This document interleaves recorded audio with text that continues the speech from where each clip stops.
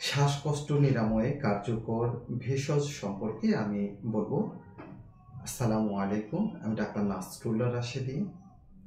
আজকে আমি যে বিষয়টি সম্পর্কে বলবো সেটা হচ্ছে কালিজিরা, ব্ল্যাক সিড নামে জানি, অনেকে জানে নাইজেলা স্যাটাইভা। আল্লাহ রাসূল এই সম্পর্কে বলেছেন, মৃত্যু ব্যতীত সকল রোগের ঔষধ ইল্লা সাম, বা মৃত্যুর কথা বলা হয়েছে। এই মেডিসিনটি যদি আমরা সঠিকভাবে ব্যবহার করতে পারি অনেক রোগ ভালো হতে পারে।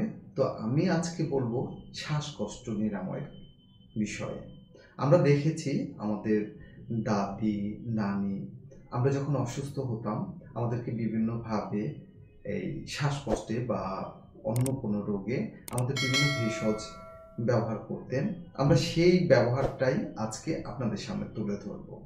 কালিজিরার ব্যবহার বহু পূর্ব থেকে হয়ে আসছে, কারণ পূর্ব থেকে ব্যবহার না হয়ে আসলে আমরা এটা পেতাম না।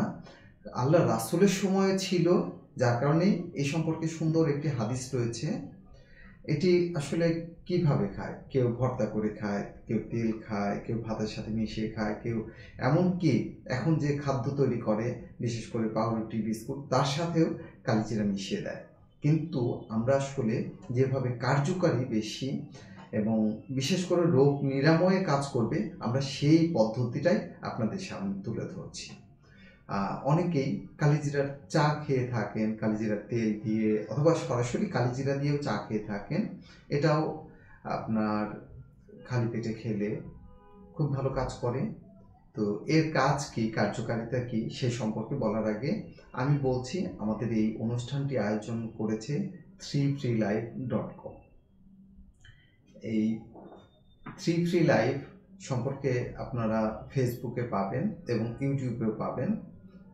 আপনার আমাদের পেজটি ফলো করবেন, লাইক শেয়ার করবেন। আচ্ছা, এবার আমি বলি যে আমাদের এটা খাওয়ার নিয়ম, যে আপনারা 1 চা চামচ করে গরম পানির সাথে মিশিয়ে খেতে পারেন খালি পেটে, অথবা এটা যদি মনে করেন যে গুঁড়ো করে ও খেতে পারেন। আর যারা নিয়মিত খেতে অসুবিধা হয় তাদের জন্য আমাদের রয়েছে ইনফিউশন।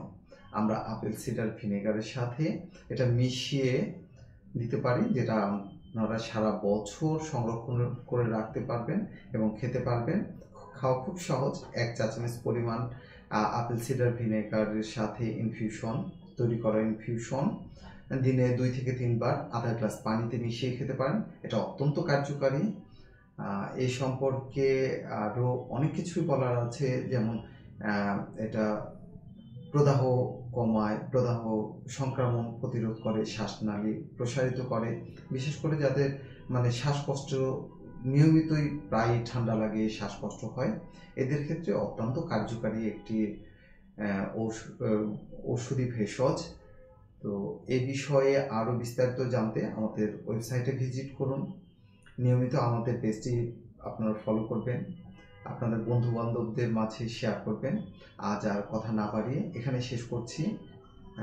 আসসালামু আলাইকুম ওয়া রাহমাতুল্লাহি ওয়া বারাকাতুহু।